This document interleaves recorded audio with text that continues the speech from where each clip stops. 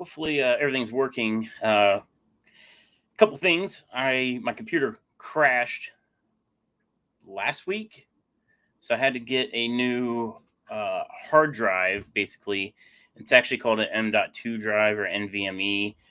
This is basically a hard drive now. It's a little stick of memory, but this went bad after about a year and a half on my new computer, so that kind of sucked. It was outside the warranty. I think the warranty was 1 year. So I bought a new one and had to like reinstall Windows and all that fun stuff. Anyways, I had to reset up the camera and stuff, so I was a minute late on the live stream, but I completely forgot that I had to reset up the camera and all that fun stuff. And I'm a little dirty. I've been doing product stuff. So if you notice on the wall, compared to the last live stream, there's more products up here. It's not that there's new products, it's just I'm reorganizing everything that I have. And that was one thing I wanted to do on this live stream, was talk about the products on eBay. So I'm pretty sure I mentioned before, I stopped using the e-commerce platform, and I'm going to share my screen. If I do this right, share screen,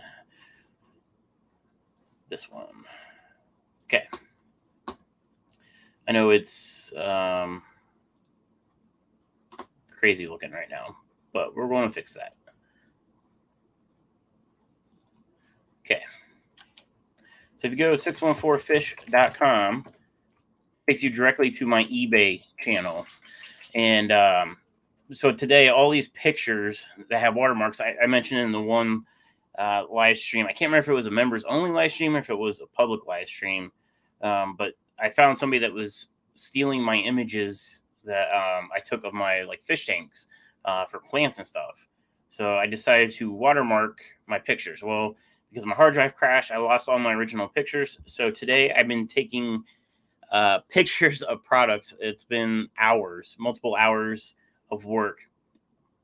And so this is kind of where we're at. So I basically, the way I have everything priced, pretty much everything so far has free shipping. So you can buy one thing, you buy 50 things, it's all free shipping. Basically, being transparent, shipping is figured into the price. And then I price everything based on eBay pricing. So we can look at this cyclic gold, $11.90. And if we go to eBay and go to cyclic gold, this was the competitor, $11.95. So it's 5 cents cheaper. They also have free shipping. So I'm trying to be competitive still without losing money. I am trying to get rid of products. So whatever is here that's what's left. It's not all the products I have. And then there's a couple older things like this Vitachem. I only have one of these left. It's the last one. So I didn't want to sit there and like take a picture. And it's already pre-bagged. So with liquids, I put everything in a plastic bag and I heat seal it as an extra preventive measure in case it leaks in shipment. So it was already bagged. So I didn't want to take a picture of it and then have to bag it. But, I got everything on here. The one thing I want to figure out is eBay coupons. So that way I can still give my members, anybody that has a membership, a discount on top of the products. But I found that eBay is like my number one source for sales. It's always been my number one source for sales. And doing the free shipping that's what people want. So when somebody runs out of, let's say the fry starter, and so I got the cheapest one on eBay. When it shows great price on the listing, that means it's like the cheapest one. But let's say somebody needs some fry starters, but they don't need to buy a bunch of stuff on the website. People would spend $50 to get the free shipping. Now if you only need one thing, you can just order it. It's free shipping. And a lot of the stuff, not every item, but the stuff that have multiples in, I'm able to do discounts when you buy more. So if you buy 2 of them, you get them, for $7.55 each, things like that. So just what I've been working on today is to get these products moving. So what I'm trying to do, Let me get you guys back. What I'm trying to do is move these products out. Obviously, I want to get rid of them. I still have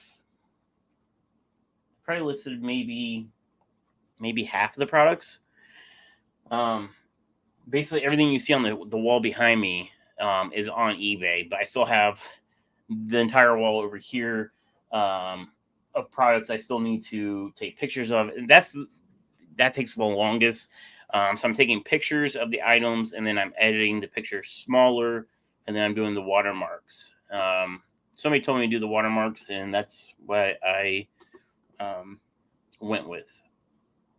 And then I guess I could pull up a picture of it. Where?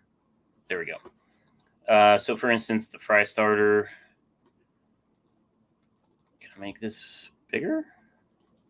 No? Okay, I thought you could pop out the images, but I guess not. Wait, I can just do this. I guess that's not any bigger.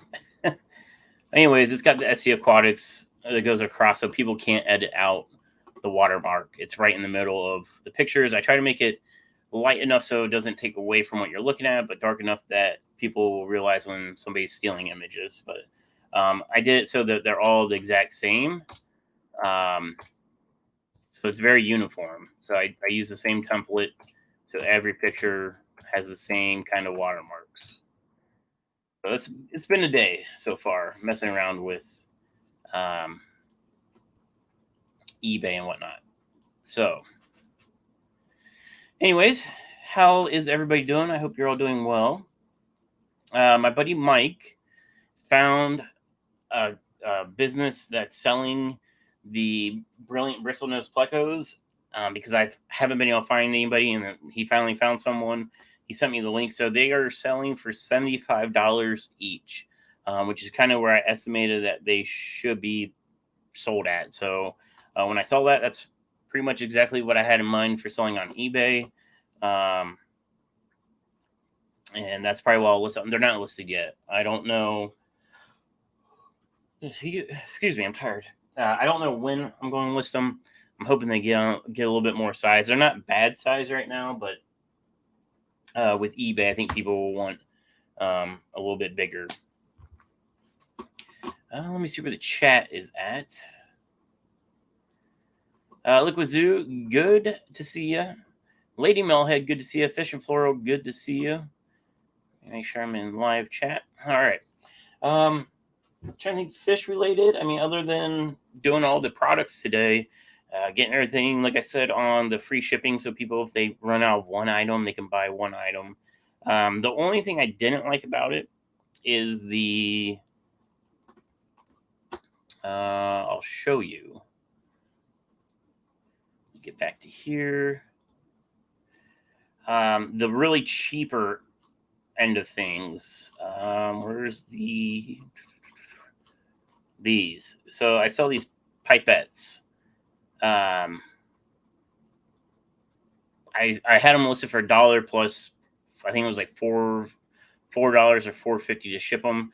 So I combined the shipping, which puts it at like $5.50, right? Well, if somebody wanted to order two of these, then it'd be $11, and I felt like that was a ripoff. So what I was able to do was do a higher percentage. So it's up to like 40% off. So that way I don't feel like I'm completely ripping people off on these. So if they want to buy 12 of them, they're getting them for $3.85 a piece instead of $5.50 a piece. So yeah. So there was that one thing. So with the cheaper end of things, it was a little bit harder to figure in shipping. This was the other one that was kind of down there.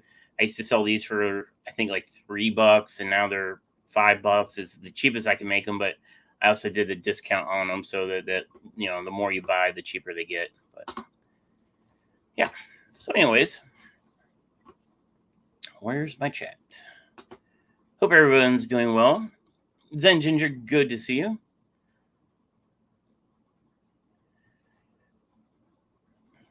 Not sure if you've seen the cube videos recently, but it sure is pretty.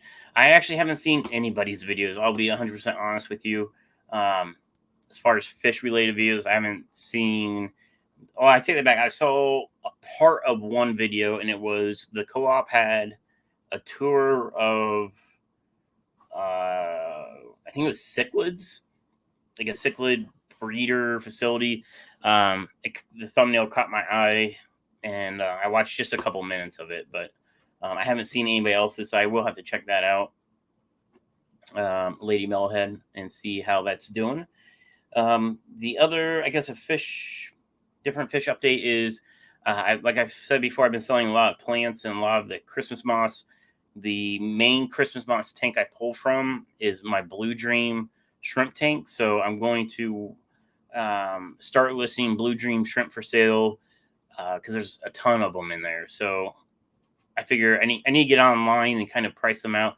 They are the Lucas Brett's line of Blue Dreams, and he markets them as like the straightest line in the world, and he is correct. So I haven't called that tank, I don't think, ever.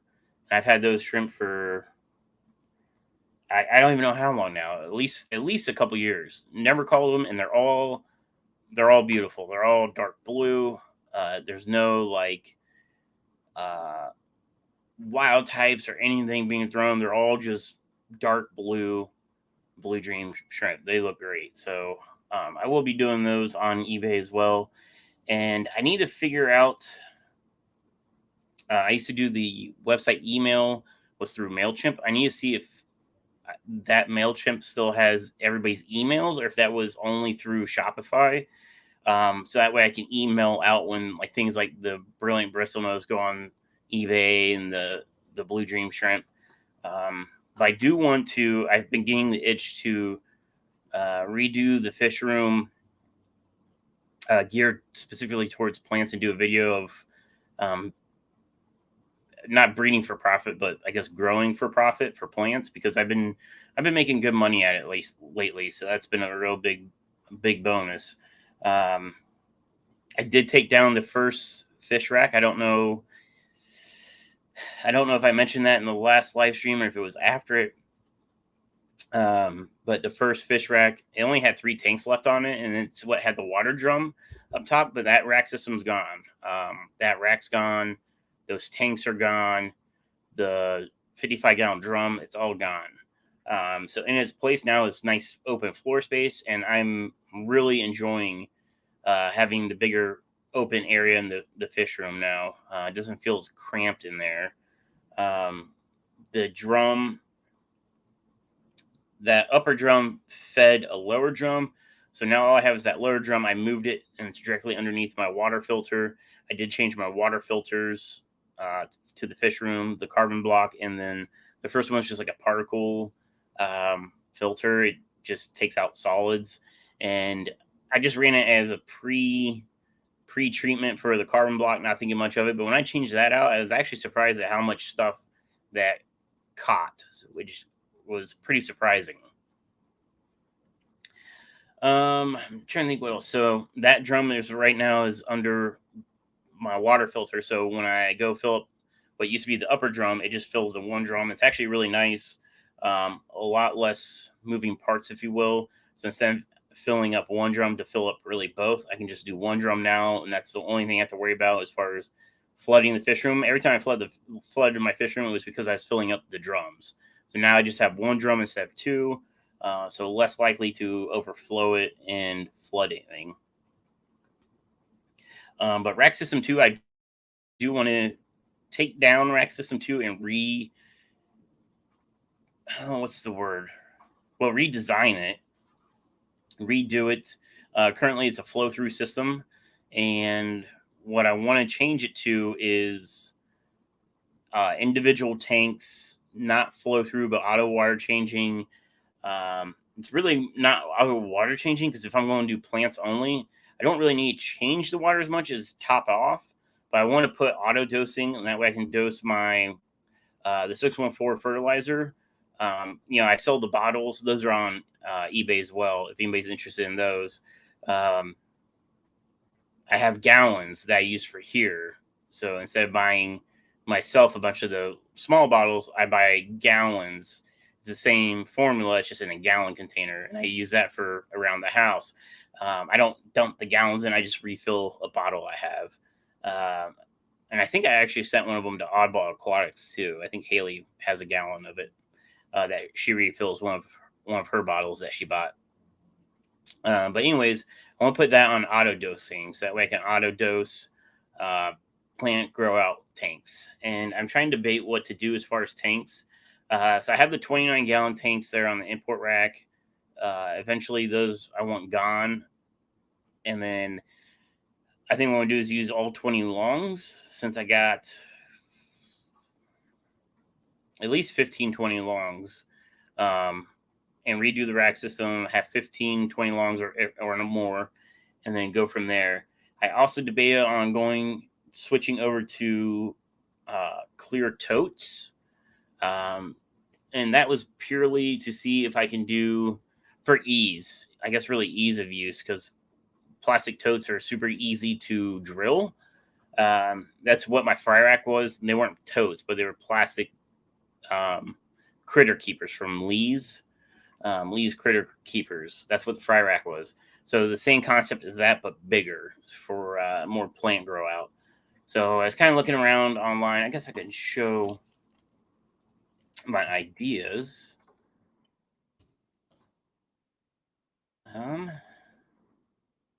Where's StreamYard? Okay, we're going to switch back to the share screen. It's like Menards. If you go to, I mean, you can use anything, but this is just who I always go to, because they're close to my house. The first idea I had were these under storage bins. So kind of like these. The only thing is I don't know if these wheels go through, like if there's a hole there and they're not waterproof. But I thought about these would be nice, real shallow, but for plants, I think these are going to be too shallow. I think these are like 6 inches tall. So I would want to run a sand substrate. So plants, when they get ordered in, they're immerse grown. So I like to let them sit in the tanks and convert over to submerged grown. And having like pool filter sand will help them get nice root systems. So I think this would be too shallow. But they also, what I was looking at yesterday was, I don't know if it was these. There's all different ones. Something like that, or something like that. A clear bin, because I can put the substrate in it. I can drill it super easily with the hole cell, not like having to use the diamond tip for the glass, and be quick setup. They come with lids. I can cut. I think they're clear lids. They look clear-ish. So I think I could run lids on them and still have light penetrate them. If they're not clear, if they're white, I can't tell. They kind of look clear. They look like the same material, kind of that opaque color of the sides. Which, I mean, I guess I have to see them in person, because if they're not super clear, then maybe that's not the route to go, but they look pretty clear to me. I think they look opaque because of the photo, the way they have the setup with like a white box.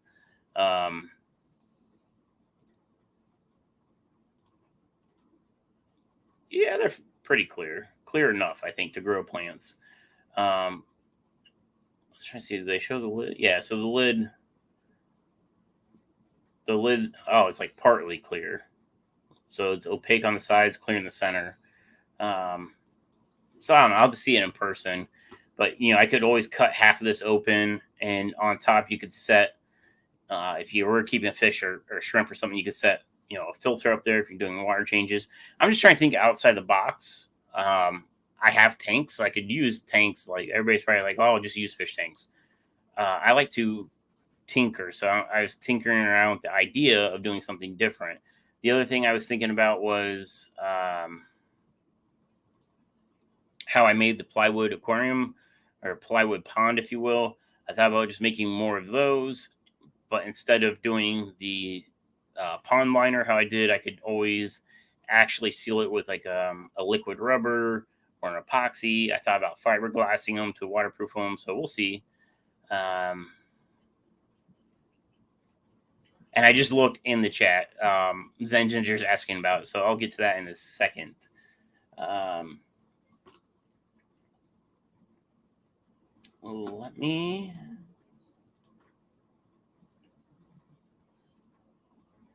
I love my blue dreams, but James at Fish Room Fever just got some blue diamond Neos, and I want some of those. They are so pretty. Um, I'll have to see those because with blue diamonds, I know that there's a couple people locally that blue dreams are blue diamonds to them, so they're not like any different. So it's kind of like the names.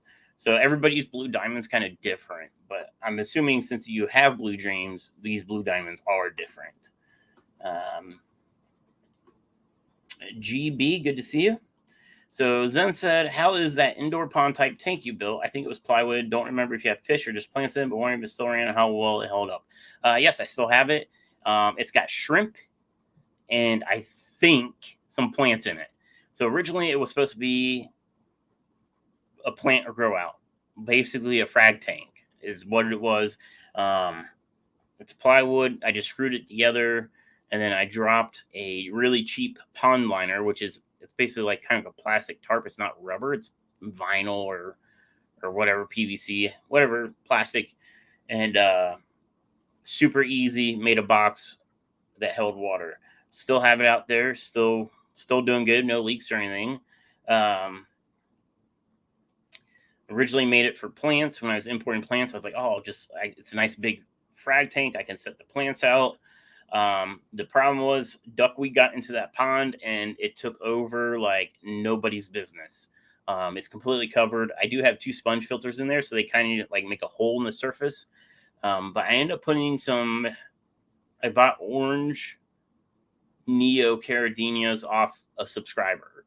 I don't remember who it was. It was a couple years ago. It was a sub that reached out and was like, "Hey, you interested in buying some of these?" And I was like, "Sure." Orange Caradinas, at least this line, they weren't. It wasn't a set line. They immediately started breeding out reds and wild types, and wasn't a very solid line. But I find that that's kind of the thing with oranges. I think jades, green jades, are kind of similar. They're not super strong on keeping that color. You get a bunch of other stuff. So yeah, I tossed them in there. Now there's a lot. I don't know how many's in there, but there's a lot of shrimp in there. So what I need to do, and there's so much duckweed. So like whenever I was selling duckweed, that's where it came from, was scoops of duckweed. That's probably something else I need to put on eBay. Like might as well put duckweed on eBay. I got it right. And that's something I throw away. So I throw away duckweed and I feed it to the goldfish. There's duckweed in this tank. Whenever I take duckweed out here, I drop it into the 75. The goldfish eat it. I guess I could put a goldfish. These brilliant Bristlenose are big enough that I don't think the goldfish can eat them. And I was afraid that the goldfish were going to go around and then suck up any of the baby plecos on accident. But I think they're big enough that they'll get out of the way. I don't think you'll be able to see him, but there's a brilliant Bristlenose. He's pretty big. Here's one right here. They're getting pretty big. But yeah, so anyways, the indoor pond is still up and kicking. That's another thing. I could build those. And that was another. You guys know me. I squirrel with these ideas. Busting down the rack system 1 was a big motivator boost for me for doing fish things again. Not fish things. I don't want to do fish things again. I want my display tanks that I enjoy. But when as soon as I forget how many tanks I have. At the top of my tanks, I think I was at like 70 or 80 tanks. You know, the fry rack, I did count the fry rack all as individual tanks. There were, I forget how many, 9 or 12 tanks on the fry rack. Anyways, at 80 tanks, it became so much of a chore to do water changes, to feed the fish every day, all that stuff, that I think that really brought down my interest in it. But now that I've cut back a lot, I'm like, all right, I'm really enjoying my display tanks. I get it. This is my display tank to me. It looks like crap, especially on video. but I really enjoy this tank. It's all natural. It's just running. It's just running how it is. I don't do much to it other than the occasional water change. The often water top off is heated to 80 plus degrees for the brilliant Bristlenose, and my room is 70 degrees. And with AC, the air is really dry, so that evaporates off actually pretty quick. So I do a lot of water top offs. I did, if I had to guess, maybe 8 gallons, probably about 8 gallons today on that tank. But anyways, I really enjoy this tank. My Barbados tank is one of my favorites. The problem with the Barbados tank, which kind of got me bummed a little bit right now, is the plants were melting back. So something changed on that tank that the plants didn't like it. They started melting. My crypt Wendetti red, I think that was in that tank, like completely melted, like all the way gone. And it's growing back, but it was sad because it was a big, huge cryptocorn. So to see it like nothing right now kind of sucks. But with anything, plants will melt and they'll come back. So I just gotta let it be. The only thing I gotta note or pay attention to is since all those plants melted back, I gotta make sure my nitrates don't go too high since there's less plant in there right now. But so far so good. Not sure why they melted back. I'm guessing maybe I didn't fertilize it enough to keep it happy all the time. But that and the auto feeder ran out of food, and I was just manually feeding them like every few days. I think that the waste from all that food that they were getting every single day, the plants were super happy, and then they stopped getting all that extra waste, so it made them a little angry. So yeah, Batman. I'm from Rockford, Illinois. I have over 300 axolotl babies for sale if anyone is interested. Well, that's a lot. That's a lot of axolotls. Holy cow. I had axolotls. They were pretty cool. Tons of eggs, but I never separated the eggs to try to breed them or to raise them. I just had wild type axolotls, so I didn't really think there'd be. I didn't think it'd be worth the effort of trying to separate the eggs, and then as they hatch and grow, keep them separated by size so they don't eat each other. So yeah.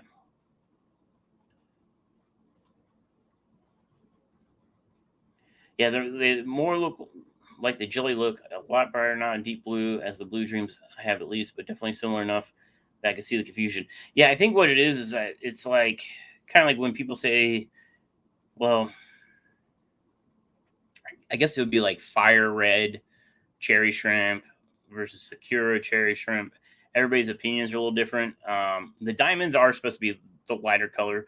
Some of the breeders I've seen, though, the diamonds, they actually have the sparkle. Like it's almost like the blue metallic blue dreams. They have that little bit of a sparkle to them. But yeah. The blue LRB's blue dreams, like in certain light, they're so dark blue, they're black. They're really stunning. They're really good. I'm really glad I bought them from them.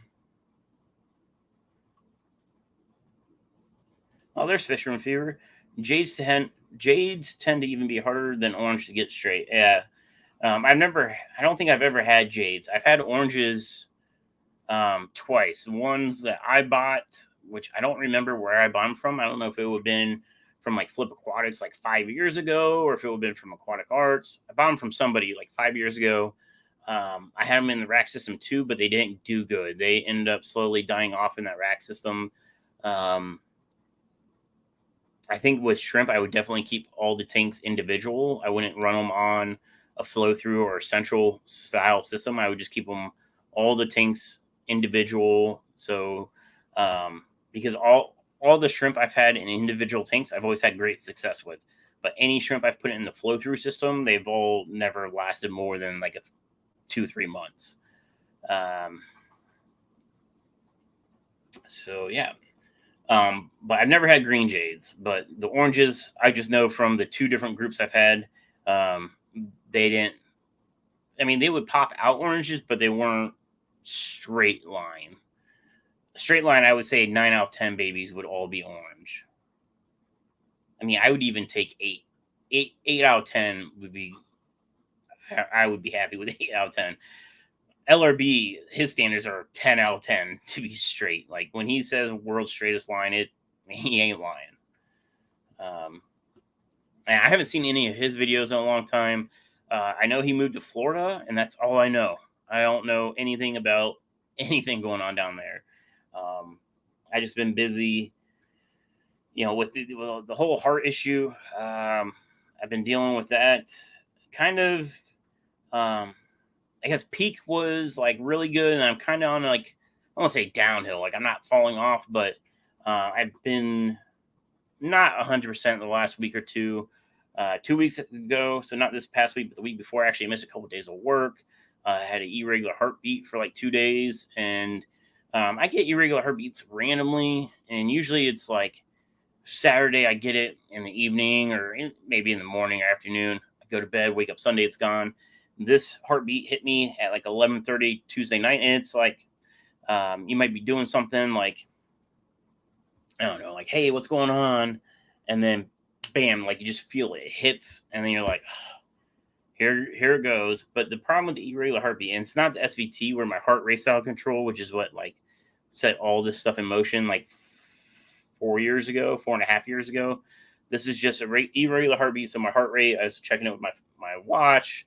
It wasn't skyrocketing or anything, but it's out of rhythm of how it should be beating, to where like I check my blood pressure.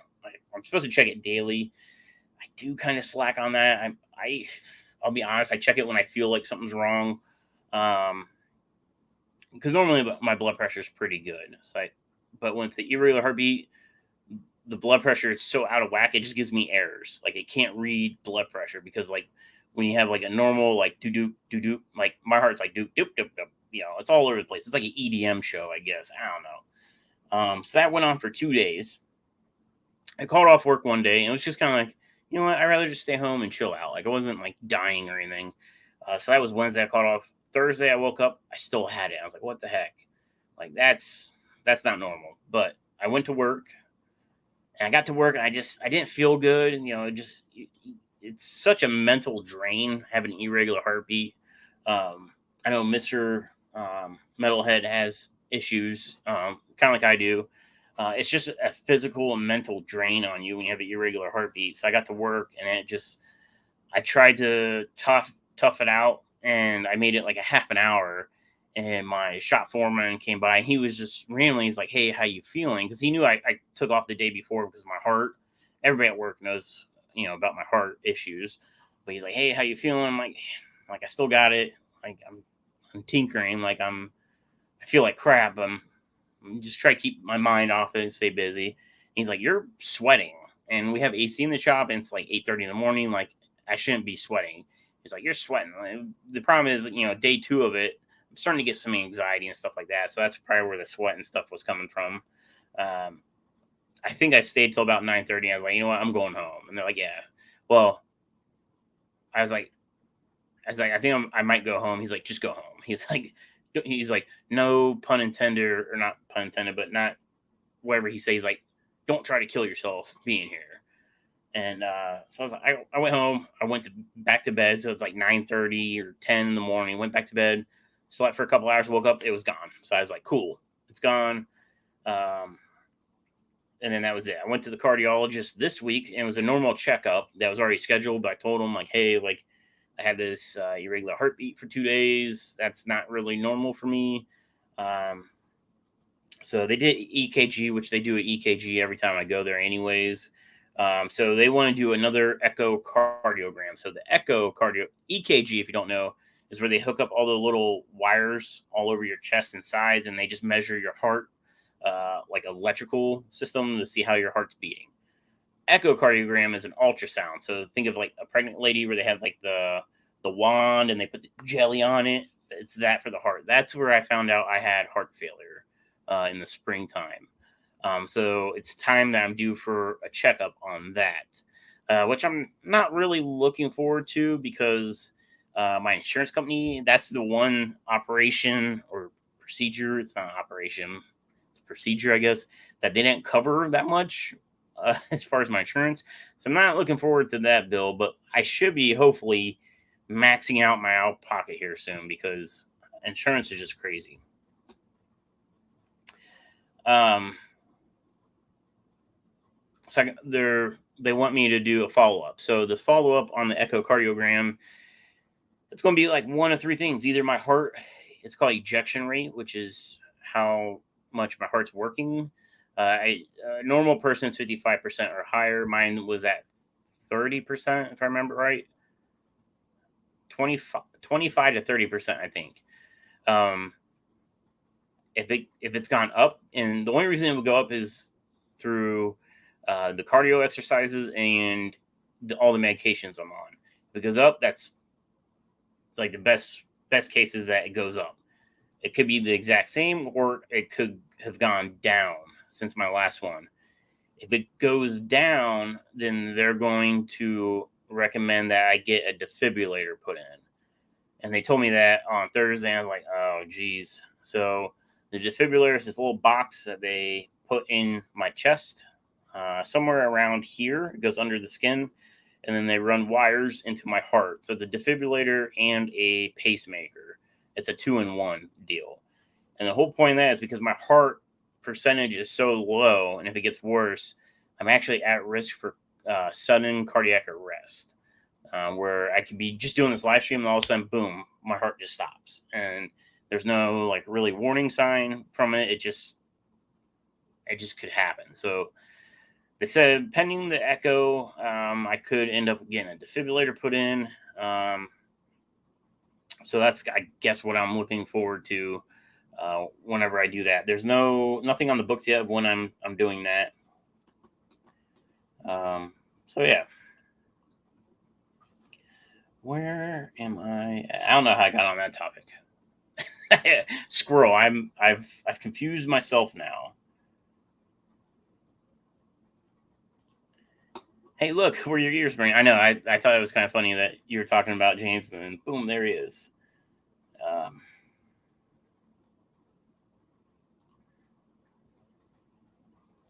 Yeah, she was definitely talking about you.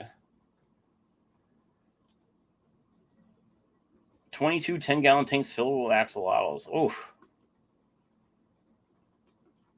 What do you feed them all? Are you doing like red wigglers? So the ones I had, I was feeding night crawlers with bloodworms. So the bloodworms I just dropped in some frozen cubes. They would find them throughout the day. Oh, I also was feeding them, I forgot, I was feeding them ONIP tabs too. I actually have a slow-mo video I did where they were eating ONIP tabs. Baron Von Yinzer, good to see you. Pink, black, copper, and gold. That's cool. Brooke, good to see you. Can you contact your insurance company and ask what pieces you could follow to ensure the highest amount is covered? Like maybe if you see a certain specialist to get a referral first or something. I guess I could. So far, everything I've done has been like in network. It's on their approved list. I know the heart catheter where they went in with the scope inside my heart. That operation I had was like pre-approved. So my doctor sent in like, hey, we want to do this, and they pre-approved it. And I was like, cool. And it turned out they still only paid part of it.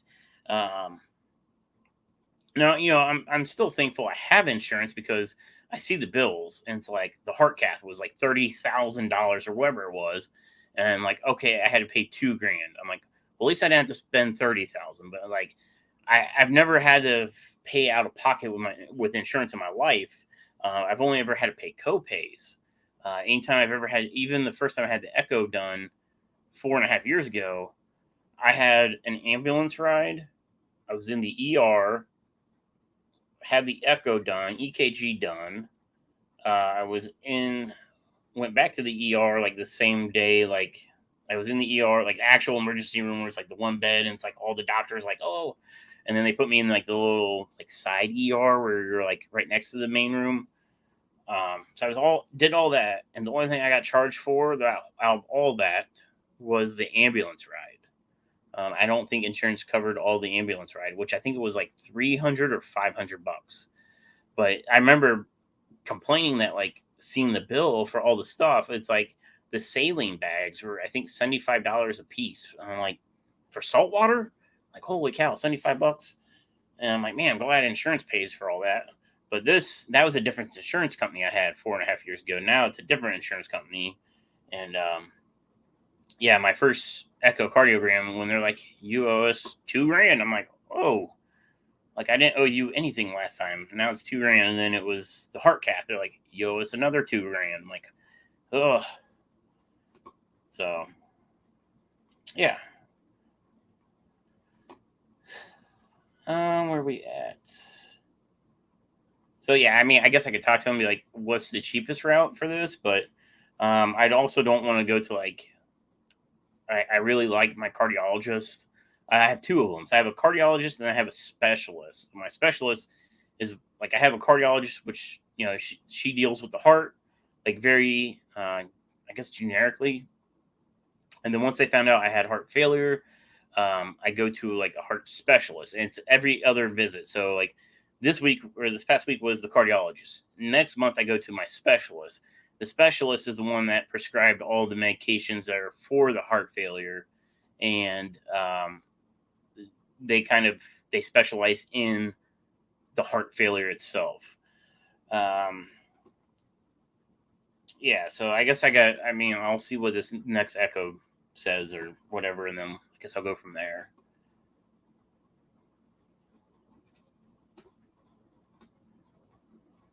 But Von Yunzer, good to see you.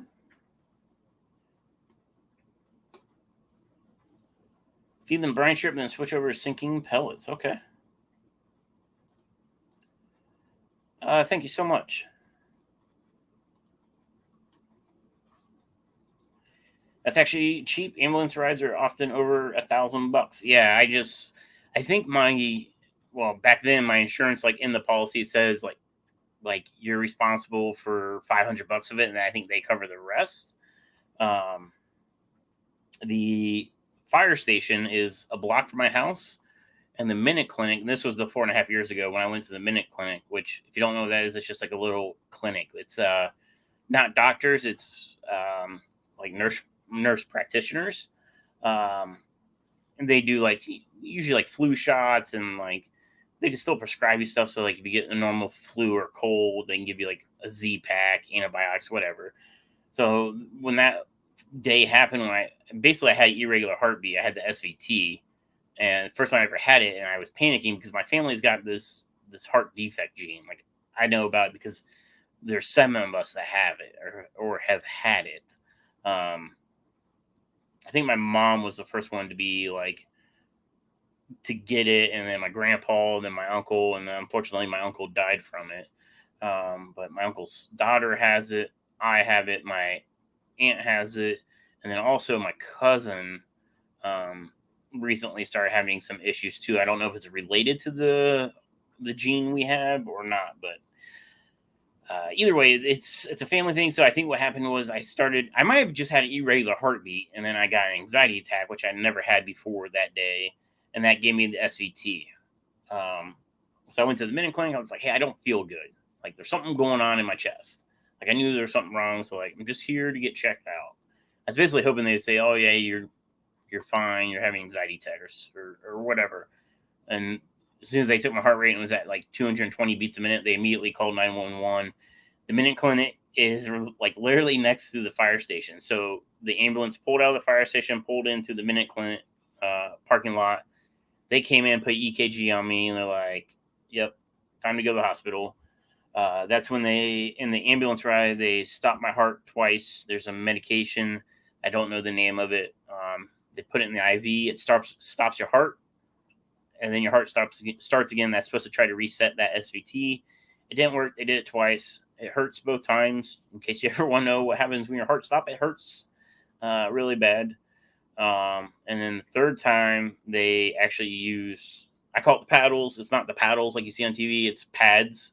They put pads on me, and they actually shocked me, which my cardiologist was upset about because she said that they're not supposed to do that while you're awake. She said that that's supposed to be when you pass out. So like, I guess your heart rate gets so high that you pass out from it. then they're supposed to do it. But they did it while I was wide awake. I don't know. They must have thought I was in grave danger of something going wrong, so they shocked me. But yeah, it was $500, if I remember right. Let's see, Baron. I hope everything's going well with you. I hope you're. I don't know if you still have your Volvo. I know I was seeing pictures of Volvos and stuff. I think on your Facebook. What did you call? You had a name for your wagon. I can't remember what the name of it was, but.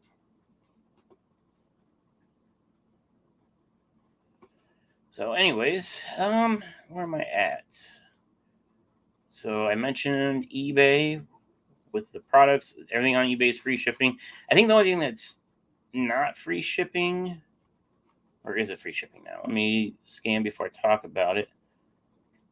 Okay, so botanical stuff. So I need to edit those. Botanicals are still priced at what they were priced at on the website. They're $3.99 a pack, but they still have shipping on them, which is $4.50. So just so you guys know, those prices will be $4 plus $4.50. So it'll be $8.50 with free shipping once I edit them. But it looks like it's mainly the botanicals. There's one or two other things that are not. But yeah, let me get back in. Yeah, we still haven't. The wagon hasn't really been out this year all that much. His name is Skit Lotta. That's not what I had in mind. I thought it was something else. Brick James. That's what I was thinking about. Brick James. That's the name I remember. Tonight's drink of choice has caffeine in it. I should probably stop drinking it because I'll be up all night. I'm drinking sweet tea. Dude, so guys, I'm on this kick. I've always liked sweet tea, but I never really made sweet tea at home. And I went to buy some tea bags off Amazon. I usually just get the Lipton brand, and I came across this sweet tea one. And I was reading it, and I'm like, it sounds like, and one of the reviews said, you just brew it and drink it, and it tastes just like sweet tea. It's the best thing they've ever had. I was like, what? So let me try it. So I bought it, and it must have like artificial sweetener in the tea bag itself, because you brew it and you don't add any sugar to it, and it tastes like sweet tea. It's amazing. It's Lipton sweet tea. Wonder if you guys like sweet tea, it's definitely worth trying.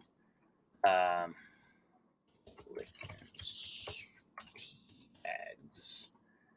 Yes. Okay. So let me share my screen of Amazon. This. I think this is what I bought. Yeah. Bought it in May.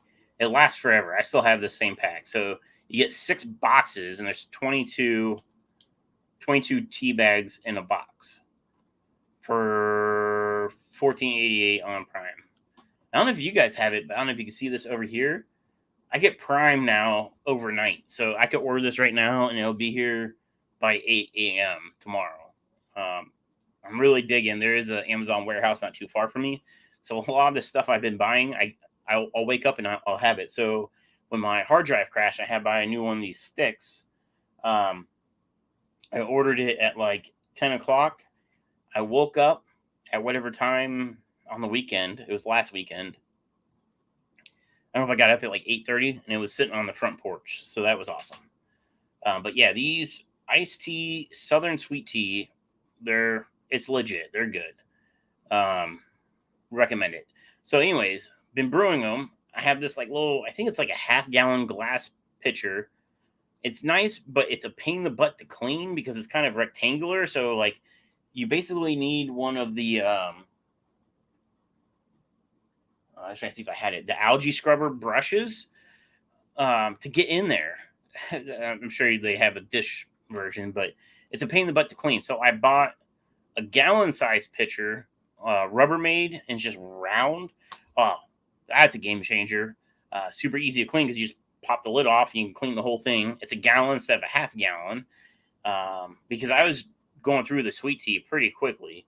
And then the other thing I bought, guys, and I don't know, I'm going to pull up exactly what I ordered because it was super sweet.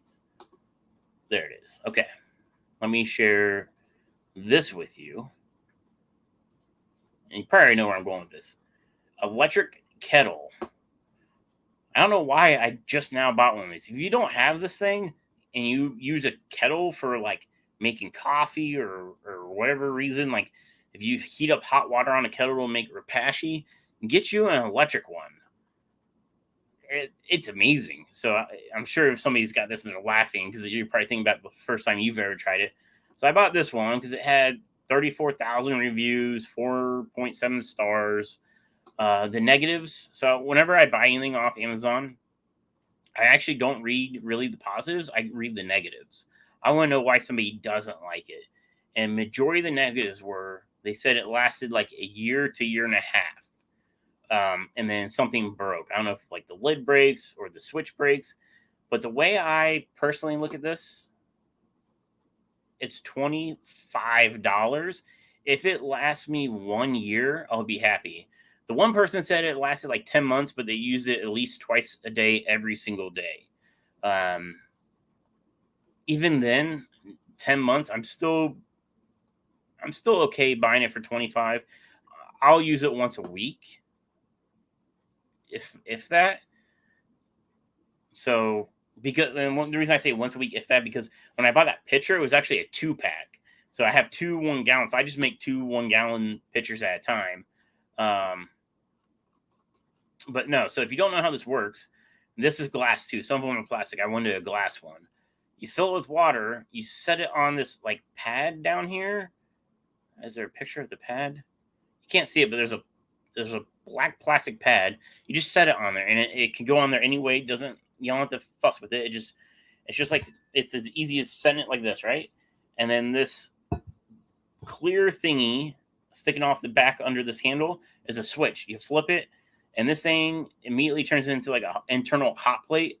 You have boiling water. It says in 3 to 7 minutes. Yes, in 3 minutes, you're boiling water. It's quick. It's super quick. It's awesome. I have an electric stove, so that might be an issue.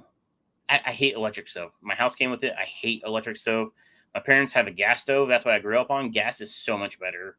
I don't care who you are. Gas stoves are way better in every aspect. They're easier to clean. I have a glass, like smooth glass, which you think would be sweet just to wipe it. No, like stuff burns on there.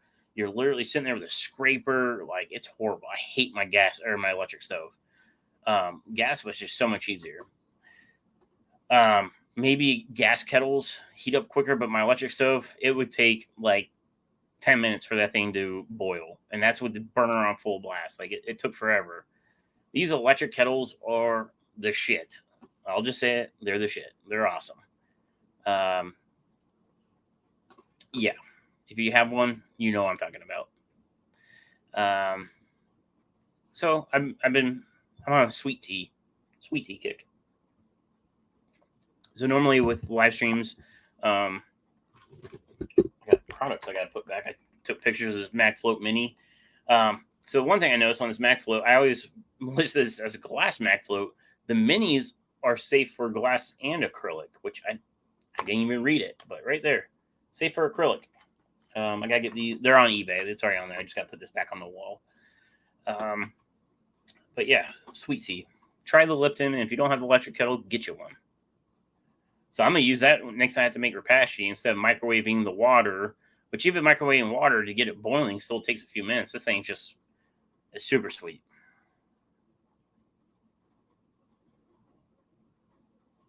Oh, yes. Yes. I didn't even think about that. Bring your electric kettle on your next road trip vacation. You have great coffee right in your room right away. Yes, that is true. Yeah, because like, I mean, I've used the in-room coffee makers, but like part of me is like, I know that thing's never been cleaned in its life because you know when those people room keepers. So I was about to say nurses. Room keepers go in there. They probably like wipe them down externally, but you know those things have never had like white vinegar ran through them. Like they're probably nasty. I've used them before. But yeah, I didn't even think about that. Chevy Fish, good to see you. She says it's the cost of visiting Starbucks twice. Yeah, for sure.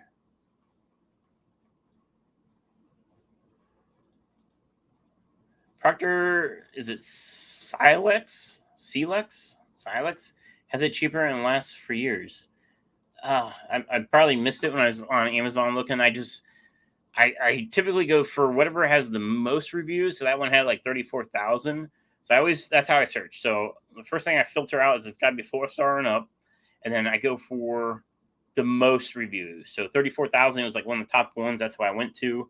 And then from there, once I'm in the product, I read all the negatives. And then I'm like, all right, what was the negative? You know, sometimes the negatives because they're like, oh, it came broken. Like, that's not the product fault. That's, you know, it got busted in the warehouse, shipping, whatever. Or like sometimes they'll say like there was a part missing. That stuff I kind of overlook because if there's something missing from the box, I'll send it back to Amazon, get a replacement. But I look at like how the product actually works. But that would, you know, that would be definitely something to look into. I'm actually going to see.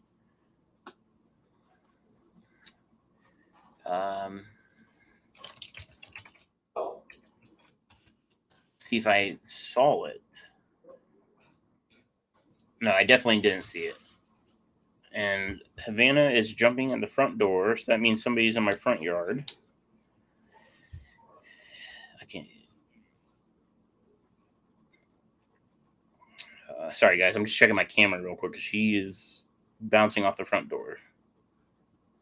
Probably the neighbor kid. Yeah, so it's $21.99. So anybody looking for it, $21.99. Kind of got a crazy look to it. I guess I could share so you guys see what I see.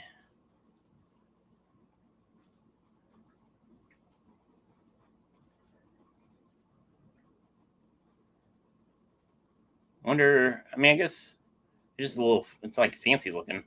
I kind of like that mine is glass versus plastic, but I mean, it's definitely another option. 4.5 star. Okay, where are we at?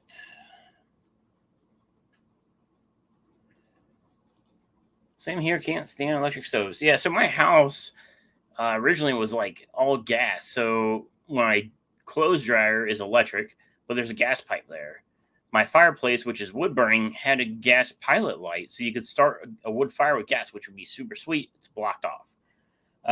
My hot water tank and my furnace is luckily gas, and that was one of the criteria for me to buy a house. Was I knew I wanted a gas furnace because the townhome I had before I bought this house was electric, and our heating bill was like $400 to $500, or our electric bill was like $400 or $500 a month. And they said there was nothing wrong with the electric heat, but something was wrong. I'm like, I don't want to deal with that. I want gas. Well, guess what? My electric bill here is $400 to $500 a month in the summer because I run the house cold, and then with all the fish tanks and stuff, it all adds up. But yeah, so I thought there would be a gas pipe behind my stove. I was like, man, if this stove breaks, I'm gonna put a gas stove in. There actually isn't. I had the stove out like a couple of months ago when they ran a new gas line to my house. Part of the city is doing like updating utilities and stuff, and currently my road is tore out like 2 feet deep, so my driveway is in op. So I can't use my driveway right now. I'm on a corner lot, so my truck's parked in my front yard. I'm very hillbilly right now, but all the people on my street have to park like a block away from their house. I said, screw that. I'm parking in my front yard. But anyways, that's part of the utilities. They ran new gas lines a few months ago. Now they're going through and redoing the roads, curbs, and like gutters and stuff.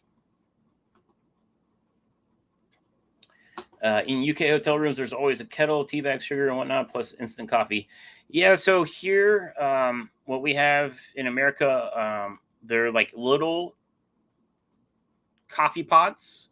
They're usually like single. So it kind of depends on the hotel. So one is either like a single or maybe a 2 serving coffee pot.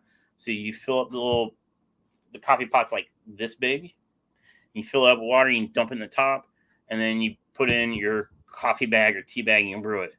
Some of the nicer hotels have single serve K cups, those are really nice. So you'll have like a coffee K cup or a tea K cup.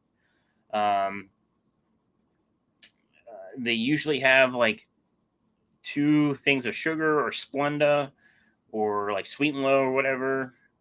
So we do have that. It's just the coffee pot ones. Those are the ones I'm like, they've probably never been cleaned. And I guess even the K cup ones probably haven't ever been cleaned. Like internally clean is what I mean. Scrolling.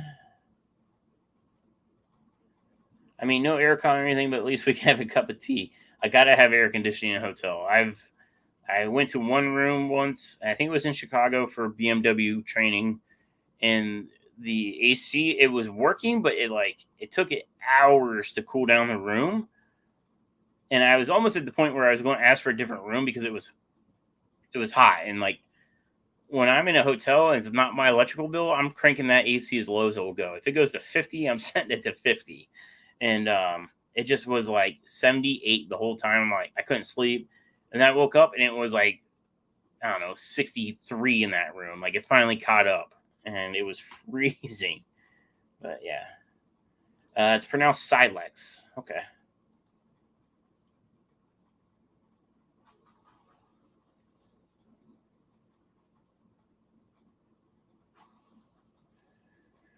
That's why I have it used to be cheaper. Check Walmart. But I like that's not glass. Yeah, I mean I guess my personal preference is I like glass over plastic. I'm not really, I mean, I guess plastic you're less likely to break it. I don't know, I feel like glass would be easier to, I don't know, sterilize, I guess. Not that I sterilize. Now that I'm thinking about it, my dishwasher has a sterilize mode, but I don't think I've ever used it. I think it just gets like the heat cycle like extremely hot. I'm sure it gets the water extra hot too, but there's Mike. Mike, I was talking about you earlier. Scotty Aquati, good to see you. Let's keep moving. Gas line to the stove would probably be a piece of cake. Yeah, so the cool thing is where my stove is at, directly on the wall behind it is my furnace. And there's a gas line that drops down right in line with my stove. So if I had to, I could just tee right there through the wall and boom, gas line to the stove. That's more, I guess, of a want than a need. Like if my electric stove ever dies, that's what I'm doing. I'm definitely swapping out to a gas stove.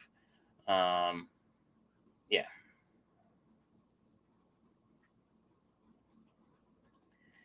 I grew up on electric and my wife convinced me gas. Had to make minor adjustments to the existing gas lines in the house, but so much better than electric. Yeah, I feel like it gets hotter quicker. The stove, I feel like just cleans up easier because like if I have something that boils over, I spill. I'll be honest, I spill shit all the time on my stove. I'm horrible. Like I made scrambled eggs this morning, and I have this little, I don't know what you call it, but it's like a little miniature pan, and you can crack an egg in it. You can actually crack up to like 3 eggs in it, but it's tiny. It's super easy to clean, but small. And I went to stir up the eggs to make them scrambled. I was going to do like over easy. I'm like, hey, what I'm doing with scrambled. I went to stir it and spilled over. And if you spill on electric, it immediately burns because the glass is extremely hot. So it immediately burns it to the glass. And then you're scrubbing it with a wool pad or I've used a razor blade. And if it just bakes up and builds and makes layers, and it's just, I hate them. I hate it. I feel like with a gas stove, even if you spill, usually you have like the metal top or ceramic, wherever the top is to the stove. I'm sure it's just metal. And it's got that press cut out where the burners go. It gets in there, and some of them have the little tins that you pull out, and you can just throw those in the dishwasher. But that's not hot. It's not like your glass cooktop, where your glass cooktop might be like 300 degrees, wherever the burners get up to. With the gas, the burner is separate from the top. So you're not instantly baking that to the top. So that's nice for cleaning. The other thing with gas, I remember as kids, my mom used to let me and my sister roast marshmallows on it. We never ever had like a fire pit or anything in our backyard.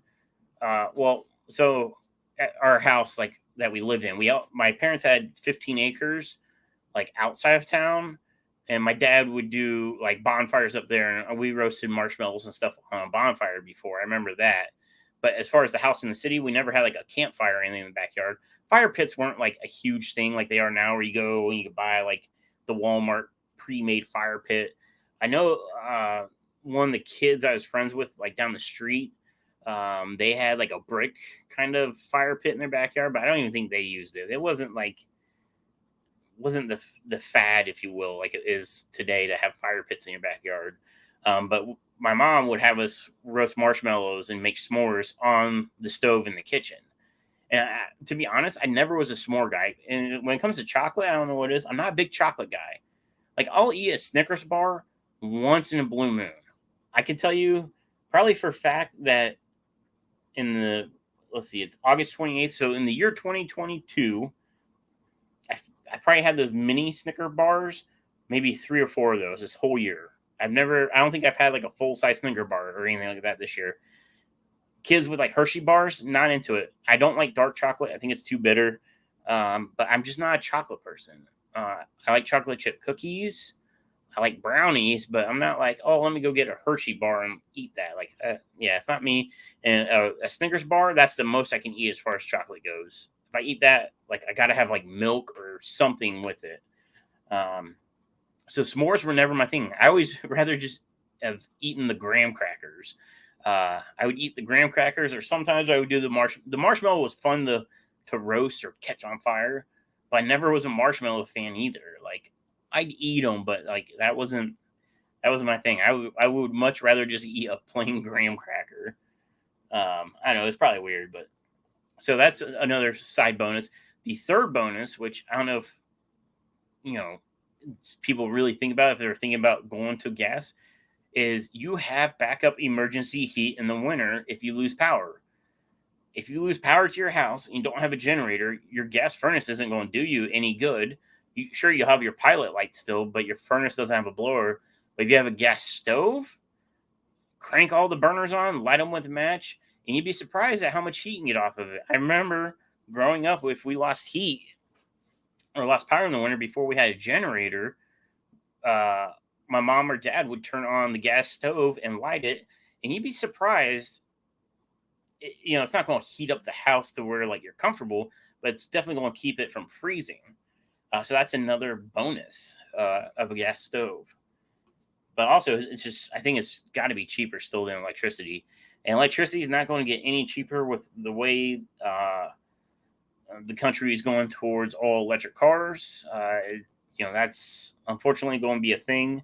Uh, California passed that by the year 2035, they want to be banning all gas vehicles, from what I believe, is what the headline said. I didn't read the article, so it might be, stipulations to it, but they want to ban the internal combustion engine or gasoline vehicles by 2035, if I remember correctly. We're getting more and more electric cars.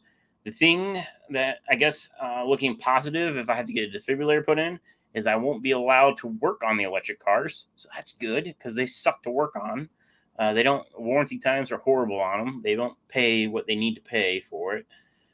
So if I had a defibrillator, I wouldn't be allowed to work on them. So not going to complain there. But anyways, yeah.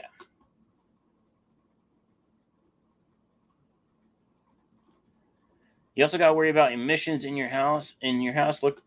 Look forward to ditching my gas stove. I mean, I grew up with a gas stove, and we never had issues with anything in the house. I mean, I have a carbon monoxide detector, like in this house, next to my utility room, which has a gas furnace, to like look for that. But as far as that, I don't have any issues. Yeah, I mean, technically carbon monoxide, but I mean, like I said, we never had issues. I mean, even my parents have carbon monoxide detector, and we never had issues.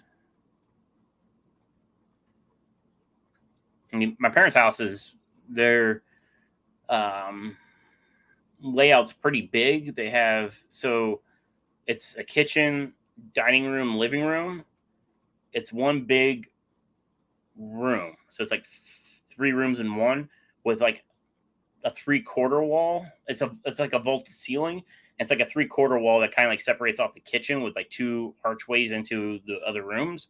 So it's very open. So like the concentration of that would be, um, yeah, low.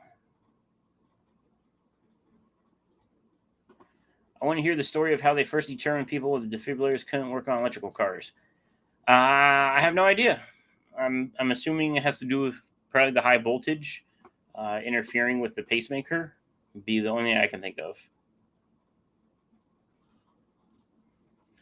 So that's the other thing I'm a little bit worried about. So Mike said the maintenance guy at work had a defibrillator put in. Now he can't arc, MIG, or TIG weld anymore. So when my cardiologist started talking about the defibrillator, she asked me, she says, do you still work for Audi? I said, yeah. She's like, are you a welder? I was like, no, I'm like a mechanic. And the first problem is she says it's 6 week. I think she said 6 week recovery time. I think it's like 6 weeks of light duty, which that would, like, if it's recovery where I can't work for 6 weeks, that's an issue because I can't be off work for 6 weeks. That's a long time because I have um I don't have short-term disability or long-term disability now that I think about it.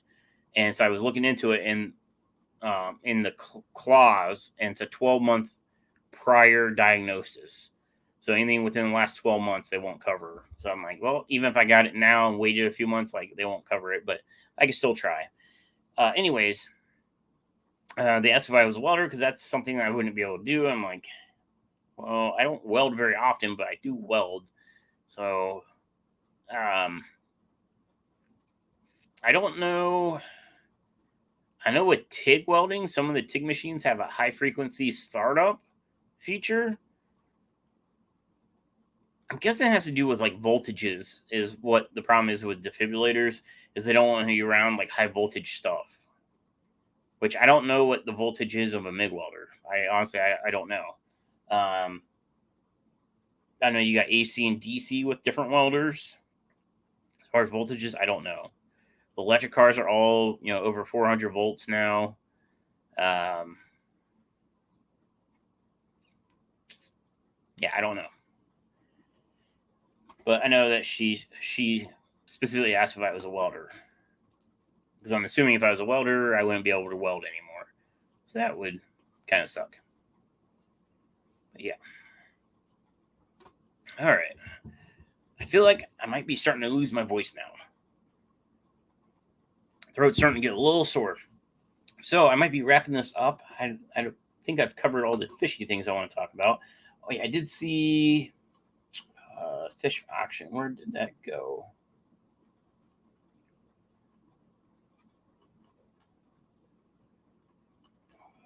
It was Mike. There it is. October 15th is the cafe auction, so if you have some stuff to get rid of. I need a swap meet is what I need. I don't really want to necessarily auction off stuff, but I definitely want to do a swap meet where I can get a table again. Because then I think I can get rid of some of the bigger things. Like I have some of these big sponge filters that are for like 75-gallon tanks and bigger. I'm trying to see what it says. I think it says it's up to 125. Yeah, it's a big sponge filter. So I would say for like, I guess you could run it on 55, but it's pretty big. So I would put it on a 75 bigger. Like I got a handful of those left. It'd be nice to sell those locally versus shipping them. I have a bunch of box filters left.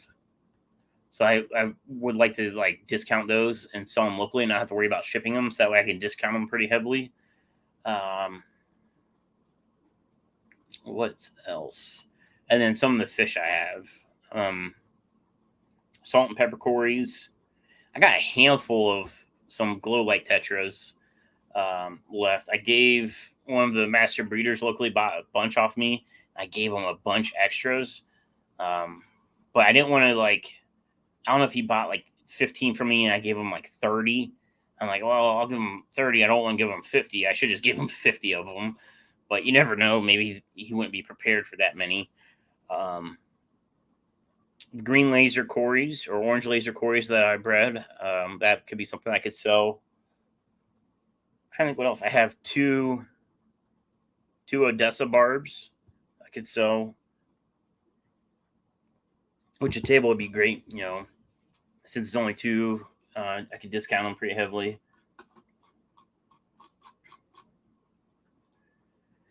Are you going to Aquashella, Chicago? I don't think so. So I believe my parents will be in Florida during that. So the whole like my dog thing is just way easier if I go out of town if my parents are here so they can watch the dogs. So with like that, I wouldn't mind going, but I think I'm out of vacation days, so I'd have to take the days off unpaid. Um, I would like to go, but it's 1 out of 10. There's a 10% chance I would go. I'll just say that.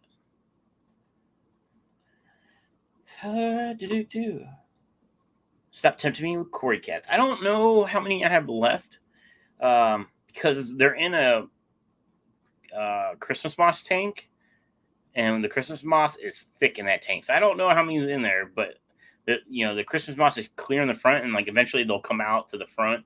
So I drop the food in. Majority of it goes to the front of the tank where the bare sand is. So they'll come to the front. So I don't know how many is actually in there. I don't know if it's like 3 or if there's 10. They're in there with some plecos, and now they're in there with some shrimp. Because when I took down the first rack system, I had a 10-gallon tank with LRB cull shrimp. So I had bought a bunch of cull shrimp from LRB, and I had them in a 10-gallon tank for like 2 years. And I was like, well, I need to move these because I'm not going to like get rid of shrimp. And so I moved them into 2 of the 29-gallon tanks. I split them because there was a lot more shrimp than I thought. I thought there was like maybe 20 shrimp. No, there must have been like 80 shrimp. So I moved them in between 2 29-gallon tanks. So yeah.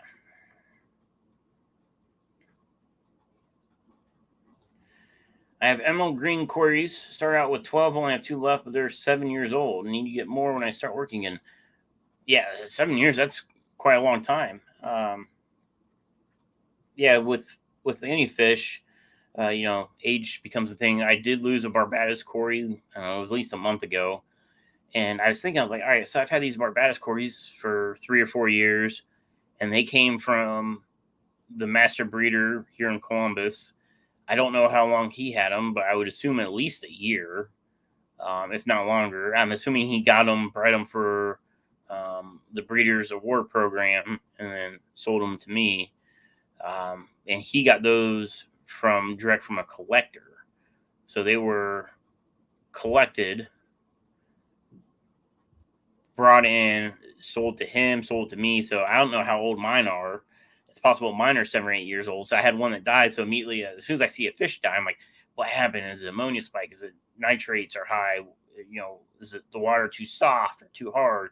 I don't have too hard water because I don't know, all the plants are just consuming the minerals, it seems. I mean, I have hard water, but it's not like it's extra hard. If my water goes soft, it becomes pretty acidic, it seems like. But yeah, I mean, that one Barbados probably just died from old age. I mean, he could have been 7 years or 8 years old, and that could be a long time in captivity for sure. 3G, good to see you. Yeah, luckily emerald cories are fairly inexpensive. They're very, very, very common. I had some big ones. I think Mike ended up with them. So I had these huge cories I got from Ohio Fish Rescue.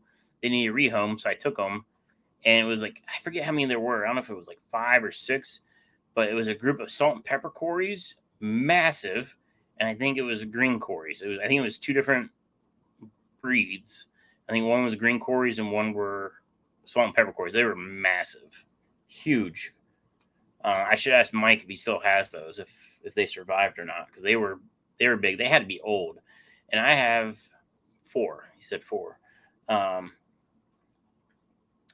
The salt and pepper cories I have, granted I got them when they were tiny, but I've had them for a couple years, and they're maybe not even a fifth of the size that the ones Mike has are. The one Mike has, they're massive. I actually sent a picture of them to another local breeder who does a lot of Cory cats, and I was like, "Hey, do you know what these are? Because they're freaking huge." And he said, "Oh, those are salt and pepper cories." Like, I've never seen salt and pepper cories this big. I mean, they were big, huge. And I never tried breeding them. So if I would separate them and put them in a tank, they're so big that I bet they would hundreds of eggs, like insane amount.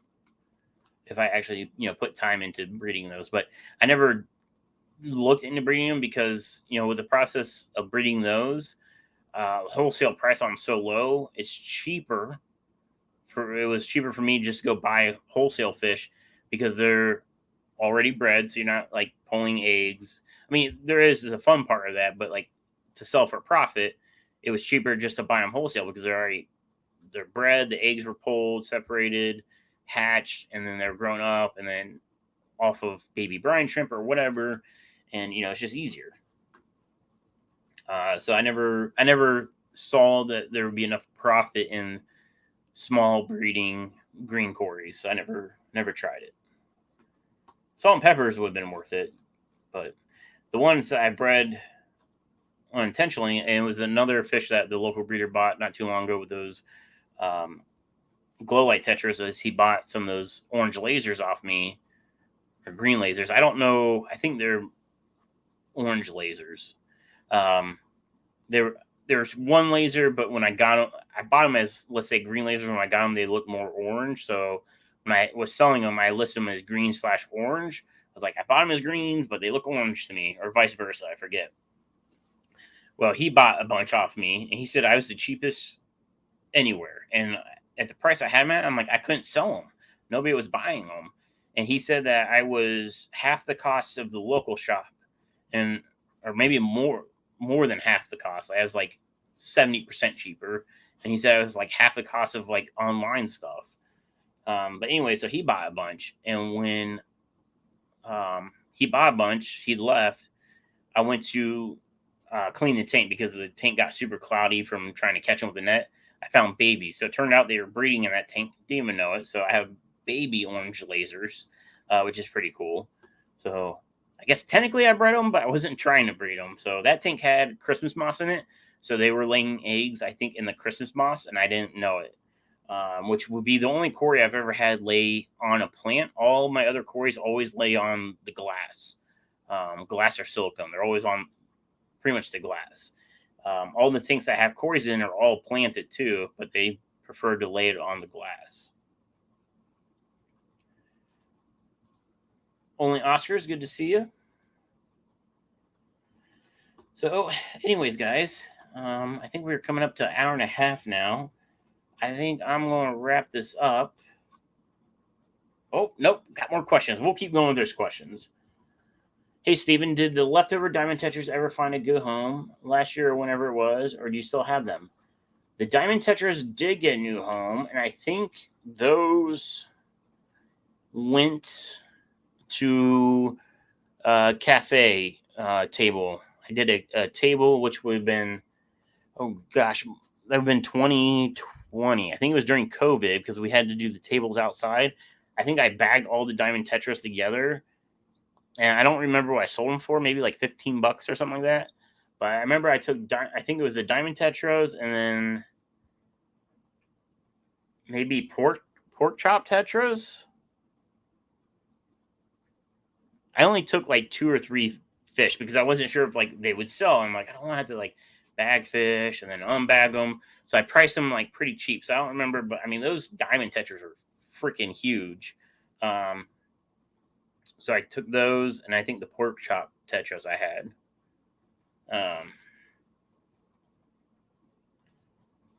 No, so I don't think I have any fish on eBay right now. I did have the Vienna guppies on eBay, but I have them as I'll stop because when I actually had this tank crash and I lost those brilliants, I lost all but one female guppy. I didn't even know it. So all the Vienna guppies in here are all males, and there's one female. So I'm kind of, to be honest, I'm not expecting this tank to bounce back as far as Vienna guppies go, because it all depends on if that one female has babies, and I haven't seen any babies. So I guess I could sell males. If somebody's got some females that they've purged, then they could continue the line. It wouldn't be super pure by any means, but I haven't seen any babies in the tank, so it's one female. I mean, there's actually possibly two females, but the other one's got a bent spine. And I used to, if it was a bent spine, I would call it to the axolotl tank. I don't have the axolotls, so I was calling any guppies with bent spines out to the fish room. There's a random guppy tank I have out there that my cousin had a ton of guppies, and she wanted to get rid of them, so she brought them to my house. So I was putting the calls in that tank. It's just a smorgasbord of all different kinds of guppies and endlers, and but there's one with a bent spine in this tank still, and it's a female. Now that I'm looking at it, so I'm leaving it because even with the bent spine, if she grows up and can have babies, it can continue the line. So we'll see how that goes. But the glow lights are not on eBay. I mean, if you're interested in buying them, I would definitely sell them outside of eBay. And honestly, I'll give you a really good deal.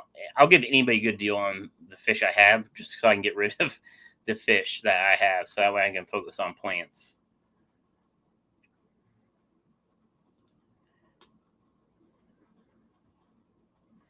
Use the band app, wherever it's called. I haven't, but I'm hearing a lot more about these days. I remember like a couple years ago, they were trying to get something going with like some fish groups on band app. I think I downloaded it, and I feel like it was like at least 2 years ago, like pre-COVID. And like the app I was in was somebody selling shrimp, I think. But I wasn't interested in like really buying anything. So I think I deleted the app and I never got back on it. So I don't know anything about it right now. I will drop you a message over on Facebook about them. Honestly, Von Yenzer, if you pay for shipping, and like $5, I'll give you all of them. I don't know how many's in there. I'll sell you everything I got for $5 for glow light tetras. Just pay for the shipping. Because then I don't have to list them on eBay, and I don't have to deal with people that don't know how to acclimate fish and all that fun stuff. So, person in my driveway.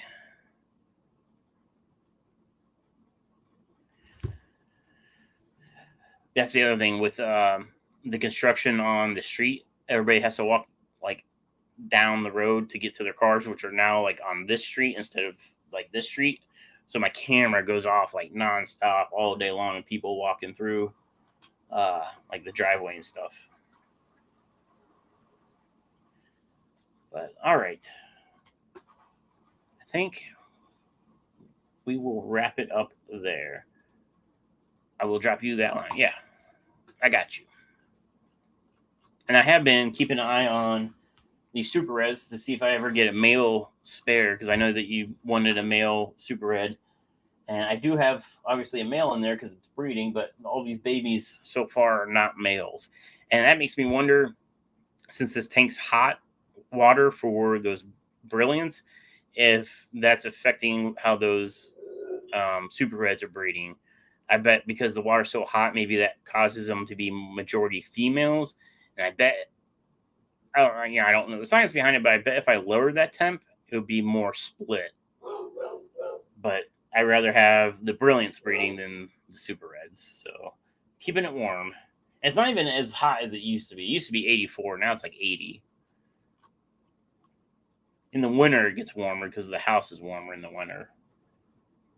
But all right, guys, I'm gonna roll. I'm gonna wrap it up here.